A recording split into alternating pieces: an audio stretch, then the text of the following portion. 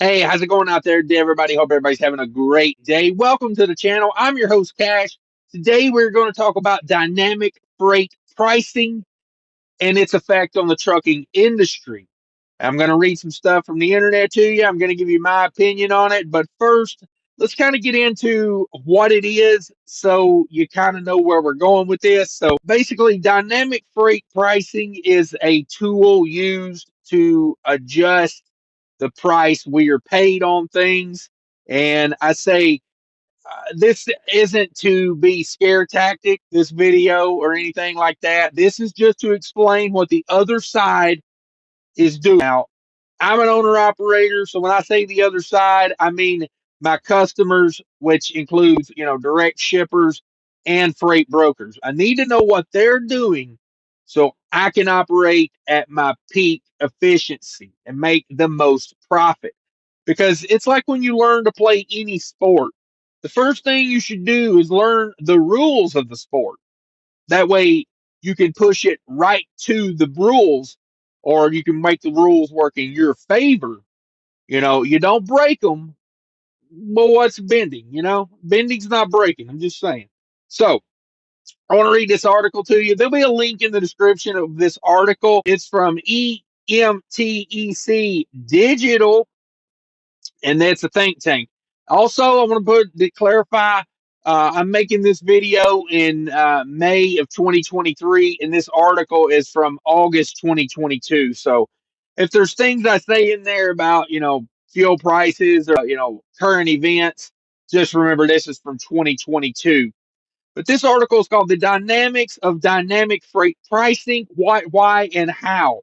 Now, this is the type of stuff I think, if you really want to be on the top end of trucking, this is the type of stuff you have to know about because this is our future and this is what we're going to be using moving forward. So keep that in mind. If you find value in this video, smash that like button for me if you could. So let's get into it.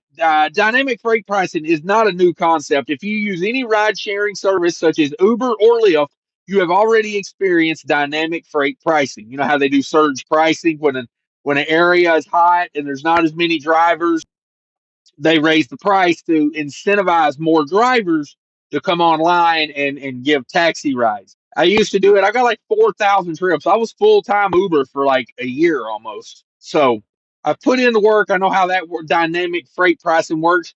If you're an owner operator, you know how it works as well. Because when there's more freight than there is trucks, prices go up.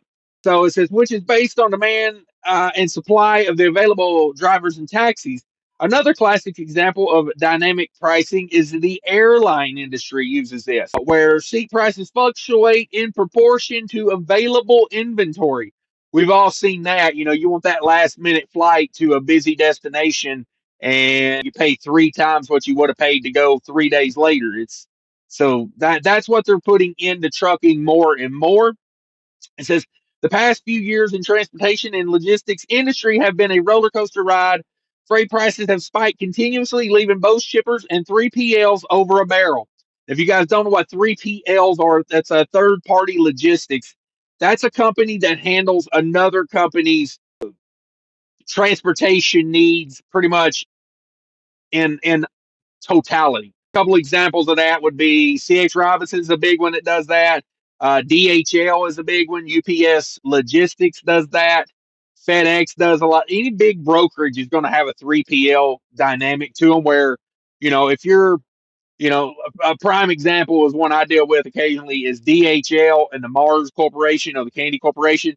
So if Mars needs to move a load from point A to point B, Mars does not like deal with it. They just say, "Hey DHL, get our freight from here to there. We don't care. Like you handle it." So that's how that works. That's what a 3PL is. It says many companies have ridden out the market volatility by simply paying higher prices to get their loads covered. However, with the persistent tight capacity and ongoing instability, continuing to pay high prices isn't sustainable in the long run. Furthermore, even when pandemic and geopolitical events induce high prices have run their course, we can expect capacity constraints to remain, keeping freight prices inflated How can companies gain resilience when freight prices are so volatile? With dynamic freight pricing, that's how they do it. See, so this is going to be just breaking down, more of this article. It's just going to be explaining how it works, the changes. Now, we in trucking, we kind of always use dynamic freight pricing, since deregulation of freight rates. Basically, you know it. If you're in a hot area, a good manufacturing area, you're going to get a better price than if you're in a, I call a freight dead zone. If you go to an area that basically has no manufacturing, and a lot of inbound freight, in recent past, examples of that would be, Florida, you know, a lot of inbound freight, but not a lot of outbound freight. Las Vegas is another one, a lot of inbound, not a lot of outbound. So that's, that's how that's covered with dynamic freight pricing. But this is the change in it. It says dynamic freight pricing uses a combination of real time market data and technologies. Here's the change coming: AI, ML, and automation to serve real time capacity and freight pricing data. This allows shippers and 3PLs to get a concrete idea of what they should be paying carriers for loads and charging shippers for freight transportation. This is based on current market data and historical enterprise data, both internal and external. The supply chain tech revolution has begun. A few years ago, has enabled more accurate prices as the industry has become more digitized. The higher volume of accurate data that flows through the integrated system equates to more accurate dynamic pricing across global transportation markets. So basically, what they're doing is they're taking all that data, all the data they're collecting from everywhere. Now, that can be from your tracking app on the current loads you're doing to you looking at the load boards. All of that data is being collected and used. Trust me, it is. So they're using that data to keep prices at a certain level. Several dynamic factors influencing freight pricing, with fuel prices being the highest. Extreme volatility in fuel prices forces carriers to hike prices to maintain their margins. Interstate shipping is also expensive due to drastic differences in fuel prices across different states. In the last few months, gasoline and diesel prices in the U.S. have increased at an alarming pace, especially post Russian invasion of Ukraine, which has significantly impacted global oil markets. Implementing dynamic freight pricing allows 3PLs to factor in fuel prices and other external market conditions to effectively determine load pricing. So, as you see the fuel prices come down, you will see the rates on your brokerages that use the most technology, like your click and goes. You're going to see those prices come down. To me, the biggest one that does this is Amazon. I mean, Amazon is like to the minute pricing. If if Amazon's got a load that needs to be moved, they'll put a good price on it. But boy, if it's something that needs to be moved within the next 24 hours, $1.50 a mile at best, you know what I mean? Like they're good at it. They're really good. This says, why is dynamic freight pricing relevant in today's context? Between pandemic induced shortages and capacity constraints, geopolitical unrest, and skyrocketing fuel prices, the last few years have shown the industry exactly how volatile freight prices can be. High costs are one of the biggest challenges companies face when the market is volatile. Dynamic freight pricing can help shippers and 3PLs negotiate a fair rate for their loads in the current market. There you go. Trucking capacity is a seller's market and is likely to remain for the foreseeable future. It's unlikely that the freight market will stabilize soon, and carriers know that the shippers and 3PLs will pay more for loads if they must. Exactly. Capacity was tight even before the pandemic due to the shortage of drivers and the rise of e-commerce. A broad capacity network can help companies negotiate lower shipping rates, access to more capacity, and determining the fair market price for loads help logistic companies maintain their bottom line. Yeah, so things have kind of flipped a little bit since 2022 there. 2023 is definitely more a shippers market than a trucking market because prices have came down really fast.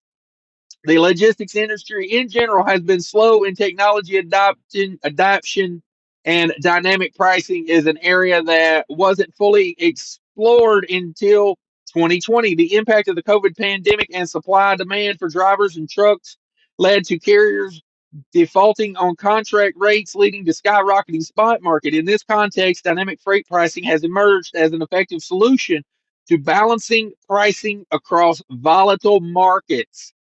So there you go. That's why I wanted to bring this up mostly is to let you guys know, like, they are going to find a way to get them rates back in line, and prevent it in the future is another big thing too. Like, this is why they want all this, is so we don't end up with another 2020 where rates go to $4 or $5 a mile consistently.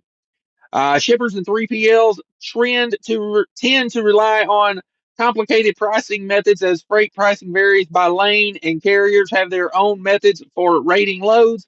With dynamic pricing, this process can be simplified and pricing can be brought in line with prevailing market rates. There you go. So you think you're gonna hold out for a certain rate? They're gonna change that. They're gonna try to get you beat you down over time. Is what they're saying there.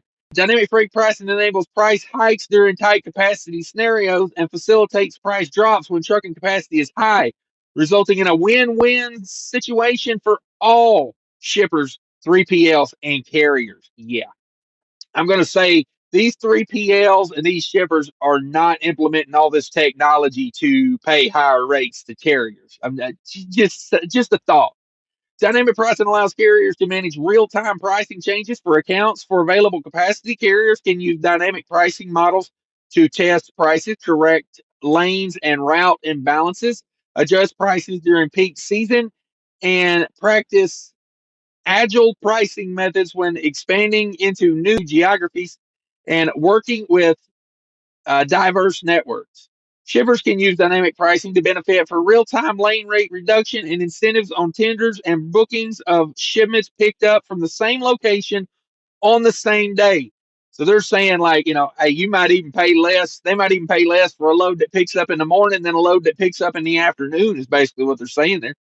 Dynamic pricing models can be corrected via API or EDI into TMS, ERP, and other systems in the tech stack, including carriers portals for quoting and load booking. Now, that's for really big carriers there that have all that going on. I mean, your average small carrier doesn't have, all those systems in place. The benefit of dynamic freight pricing. There are several benefits of implementing dynamic freight pricing. While brokers are the most heavily targeted audience for dynamic freight pricing, both carriers and shippers who handle their own logistics operations have much to gain from implementing dynamic freight pricing strategies. The below table highlights some of the potential benefits of pricing models for key freight stakeholders. And they list a few, what's the best cost savings for the shippers, the brokers, the carriers. It's an interesting article. I recommend, check it out after the end of the video here. It's down in the description.